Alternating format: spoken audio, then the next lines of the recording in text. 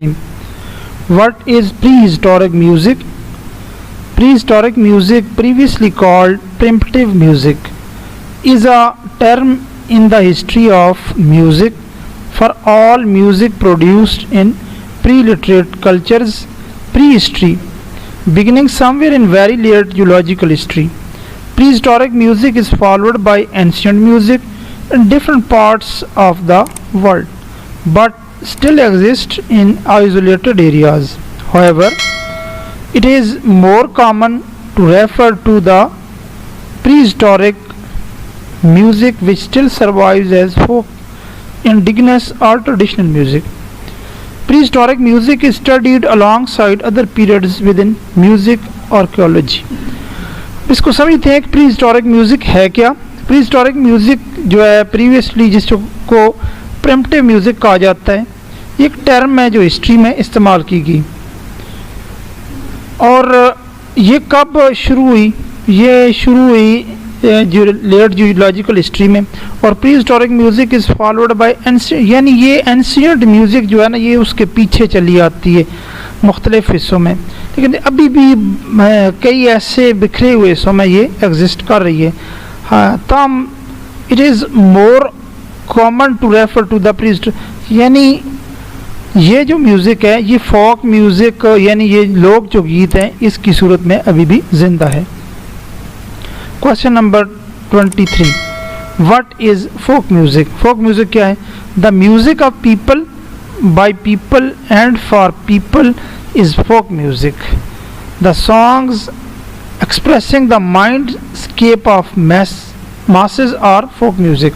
The music created by masses is in excitable way shaping the melodies in expressive language. अब बड़ा simple सा इसका जवाब बनता है कि the music of people, लोगों की मौसीकी, by people and for people, यानी ये लोगों की मौसीकी है और लोगों के लिए ही ये बनाई जाती है। Question number 24, what is the importance of lighting in live transmission?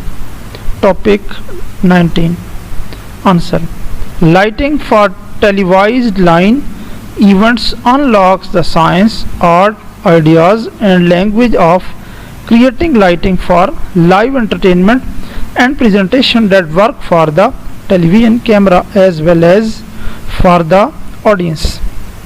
अब लाइटिंग जो है ये एक साइंस और आर्ट्स के एक नए दरवाजे जो है ये खोलती है। और जब लाइटिंग की जाती है तो जो मूवी या वीडियो बन रही होती है उसकी जो क्वालिटी है वो डबल हो जाती है। Question number 25, what is attributing cost? Once they figure out the cost of a production, you may need to justify it either in terms of cost effectiveness or expected results. Once you figure out the cost, जब हम किसी production की cost जो है वो figure out कर लेते हैं, बना लेते हैं, you may need to justify, अब हम उसको जस्टिफाई करना होता है either in terms of cost effectiveness or expected results, यानी हमें जस्टिफाई करना होता है कि ये कॉस्ट कहाँ कहाँ लगेगी या इसके आउटकम क्या होंगे। Question number 26, what is cost per measured results? Cost per measured results is the most difficult to determine. Here we must measure production costs against intended result. अब कॉस्ट पर मेजर्ड रिजल्ट जो है ये बहुत ही मुश्किल है इसको determine करना, लेकिन we must measure production cost against intended result. अब जो प्रोडक्शन कॉस्ट है उसको हम मेजर करते हैं जो हम रिजल्ट हासिल करना चाहते हैं। Long question 27, camera techniques discuss and distance and angle. Long shoot, shoot which shows all or most of the fairly large subject, for example a person, and usually much of the surroundings.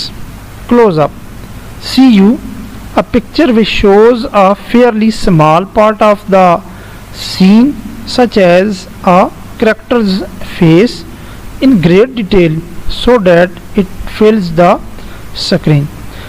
अब जो long shoot है, long shoot में ये object को एक बहुत बड़ा करके दिखाता है, और क्लोज शूट जो है इसमें ऑब्जेक्ट को छोटा करके दिखाता है। मीडियम शूट और mid shoot MS in such a shoot the subject or actor and its setting occupy roughly equal areas in the frame. In the case of the standing actor, the lower frame passes through the waist. अब इसको देखते हैं। Medium shoot और mid shoot, in such a shoot the subject और actor and its setting occupy रफली equal area, यानी इसमें जो सब्जेक्ट होता है और एक्टर होता है वो यानी उनका जो एरिया होता है वो बराबर होता है। In the case of the standing actor the lower frame passes through the waist.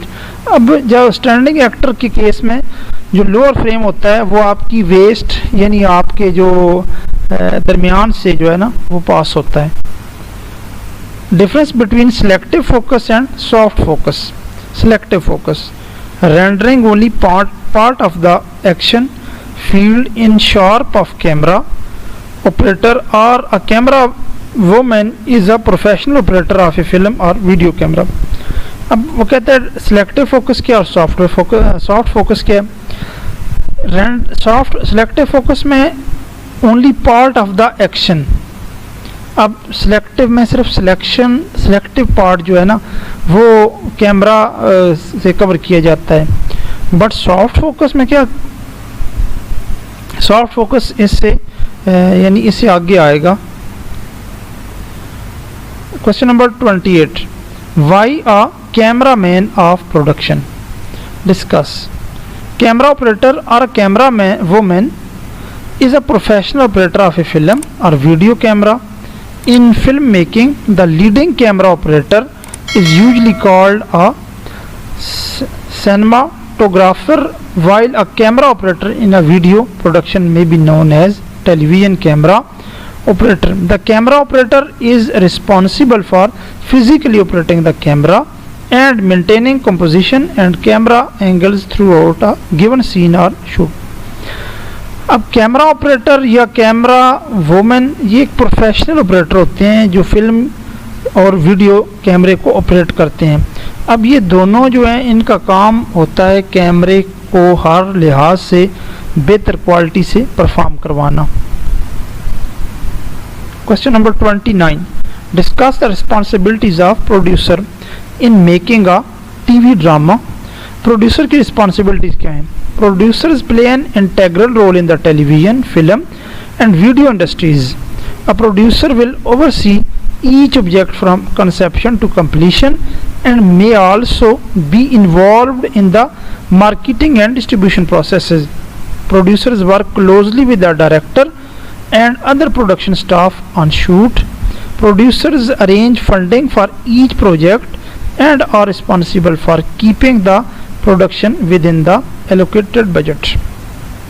अब ये प्रोड्यूसर का रोल जो है वो इंटेग्रल रोल अदा करता है, चाहे टेलीविज़न हो, चाहे फिल्म हो, चाहे वीडियो हो। और प्रोड्यूसर जो है वो उस प्रोजेक्ट को आगाज़ से लेकर इख्तिताम तक देखता है और फिर वो जो है डायरेक्टर्स हैं और वो दूसरे स्टाफ के साथ क्लोजली काम करता है। उसके बाद फंड अरेंज करता है फॉर ईच ऑब्जेक्ट और रिस्पॉन्सिबल है प्रोडक्शन को एलोकेटेड बजट में मुकम्मल करना। Question number 30, a story board is a series of drawing which clearly shows the expected camera coverage for a shoot. Discuss how. Topic 24, answer. A story board is a series of drawings which clearly shows expected camera coverage for a shoot. It's drawn out shoot by shoot, looking the rather like a comic strip and amounts to appear edit of the project. The storyboard is drawn up during pre-production and then carefully discussed and revamped until the director feels satisfied that the coverage is complete and that once shot the images will be able to edit it. अब story board जो है ये series of drawing है, यानी जो story उन्होंने perform करनी होती है, पहले उसकी ड्राइंग करते हैं, फिर उसको डिस्कस करते हैं हर कैरेक्टर को। जब वो बिल्कुल सेटिस्फाई हो जाते हैं तो फिर उस स्टोरी को एग्जीक्यूट करते हैं जो हमारे पास ड्रामों में या वीडियोस में सामने आती है।